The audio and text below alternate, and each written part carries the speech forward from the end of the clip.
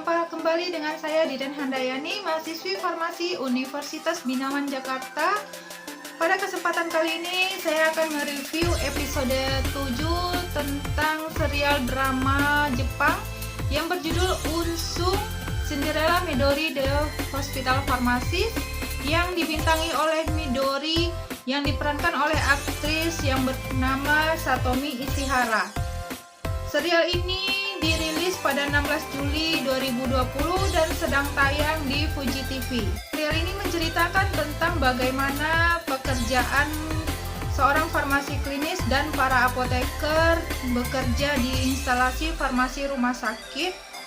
Berawal dari kisah adiknya yang penderita kanker yang didampingi oleh seorang apoteker. Inilah awal mula mengapa akhirnya Midori mengambil keputusan untuk menjadi seorang apoteker. Pada episode 7 ini membahas tentang dua pasien yang berbeda. Yang pertama adalah Koharu yang menderita leukemia akut. Yang kedua adalah Ibu Koga Manami, seorang anggota parlemen yang menderita asma. Ibu Koga Manami adalah seorang anggota parlemen yang mempunyai watak yang keras dan angkuh. Ibu Koga Manami harus dirawat karena cedera patah tulang yang dialaminya, yang mana Ibu Koga Manami juga merupakan pasien penderita asma yang meminum teofilin dan juga obat hirup. Beliau juga merupakan seorang perokok aktif.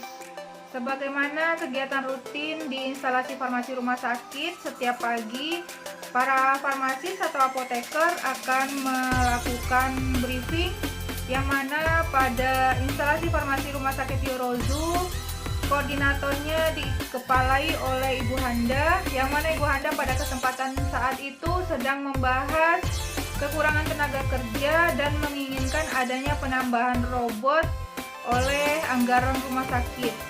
Yang mana menurut Ibu Handa, dengan adanya robot maka pekerjaan kefarmasian akan lebih mudah, bahkan sampai ada robot yang bisa membantu pekerjaan kefarmasian dalam pengoplosan obat anti kanker. Orang menjalani hidup berarti di luar rumah sakit dan mereka punya masa depan untuk terus hidup. Orang yang bisa melindungi mereka adalah para apoteker. Tampak pada adegan 1, Ibu Koga sedang memarahi asistennya, di mana publik sedang mengetahui rekaman suaranya karena telah menekan sekretarisnya. Dalam keadaan stres, Bu Koga membuka pemantik dan mengeluarkan rokoknya, lalu menghisap rokoknya, kemudian Bu Koga batuk-batuk. Bu Koga juga mengeluarkan pil yang harus diminumnya dan meletakkannya dengan kasar di atas meja, yaitu teofilin. Kemudian Bu Koga terlihat berjalan dengan angkuh dan para reporter menghadangnya dengan pertanyaan. Tanpa disengaja akhirnya Bu Koga terjatuh dan akhirnya pergelangan tangan kiri Bu Koga retak. Aihara melihat Aoi menerima pesan di ponselnya, kemudian menanyakannya, ternyata Aoi menerima pesan bahwa Koharu akan disegerakan pulang. Koharu sangat senang dan mengetahui berita itu dan bertemu dengan Aoi dan mengungkapkan perasaannya terhadap Aoi.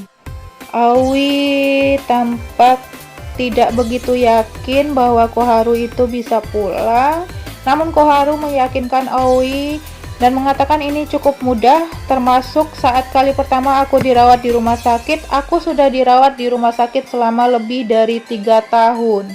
Koharu mengidap leukemia mieloid akut. Dia harus merelakan balet klasik favoritnya. Dia kehilangan semua rambutnya karena terapi obat anti kanker.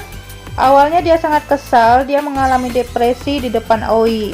Aihara menanyakan kepada Ibu Handa, bisakah apoteker junior menangani pasien dengan leukemia? Ibu Handa juga menjawab, aku tidak menyangkal bahwa aku juga memikirkan itu, tapi Seno bilang bahwa kita harus mencobanya.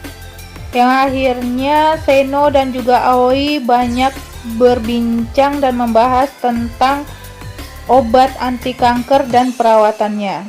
Seno mengatakan Namun sesuatu yang buruk yang terjadi hasilnya menunjukkan leukemia mieloidnya kambuh lagi. Dia harus dirawat di rumah sakit lagi.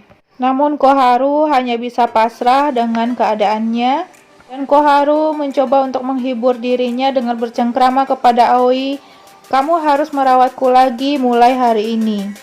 Koharu pun berbicara, "Sekeras apapun aku berusaha, betapapun aku berhati-hati, selalu ada kejadian tak terelakkan dalam hidup." Koharu berbicara kepada Oi untuk tidak terlalu fokus terhadap satu pasien, supaya tidak dimarahi oleh petugas farmasi yang lain. Aoi berkata kepada Koharu, dia akan baik-baik saja, dan berkata, "Jangan lupa minum obat 3 kali seminggu, jangan berolahraga berlebihan atau bertamasya, kamu harus selalu berhati-hati." Pada saat mereka bercengkrama, datanglah rombongan Ibu Koga Manami, dan mereka tampak keheranan. Koharu tahu bahwa itu adalah orang penting karena langsung ditangani oleh pimpinan rumah sakit. Pada part 2 membahas tentang kesehatan Ibu Koga Manami, di mana Ibu Koga Manami setelah beristirahat di atas ranjangnya dan mendengarkan penjelasan dokter, dokter berkata, "Ada retak di tulang karpalmu, kamu harus beristirahat selama 1 bulan sebelum kamu bisa kembali ke rutinitas sehari-harimu. Namun jika kamu bersedia, kamu bisa tinggal di rumah sakit selama yang kamu mau." Ibu Koga merasa lebih baik setelah mendengarkan penjelasan dokter. Ibu Koga sangat berharap bahwa privasinya akan dilindungi dan dirahasiakan dari publik, termasuk petugas Aoi dan Aihara. Seperti tugas farmasi klinis lainnya, Aoi dan Aihara menyapa Ibu Koga. "Senang bertemu denganmu, Bu Koga." Mereka memperkenalkan diri dan kemudian ingin menanyakan sesuatu tentang obat. Dan Aoi berkata, "Kamu masih terasa sakit di pergelangan tangan kirimu. Ini kamu diresepkan dengan paracetamol. Minumlah 1 saat kamu merasa sangat kesakitan. Namun kamu hanya bisa meminum obat ini, teopilin dan obat yang dihirup, bukan?" Bu Koga hanya terdiam. Namun sekretarisnya menjawab, "Perawatannya dimulai 5 tahun lalu, tenggorokannya sakit, karena itu aku menjawab atas namanya." Aoi menawarkan, "Apakah kamu butuh lozenges? Aku bisa meminta dokter meresepkan beberapa untukmu." "Kamu merokok?" Kembali Bu Koga hanya terdiam. "Bisa katakan kamu merokok berapa batang sehari? Apa pekerjaanmu?" Bu Koga terlihat angkuh. Ia bangun dan turun dari ranjangnya tanpa menjawab sepatah kata pun pertanyaan dari Aoi dan Aihara. Tiba saat melangkah, ia terlihat kesakitan sambil menekan dadanya. Aoi sangat khawatir dan bertanya, "Apakah kamu baik-baik saja?" Tapi dengan angkuh Ibu Koga berkata, "Sudah cukup, terima kasih." Ya, rata-rata sih biasanya pasien-pasien yang khusus memang harus diperlakukan khusus. Dan kita sebagai petugas kesehatan harus ekstra sabar ya guys ya. Aoi adalah apoteker pinter yang tidak menyerah pada keadaan. Dia bercengkrama.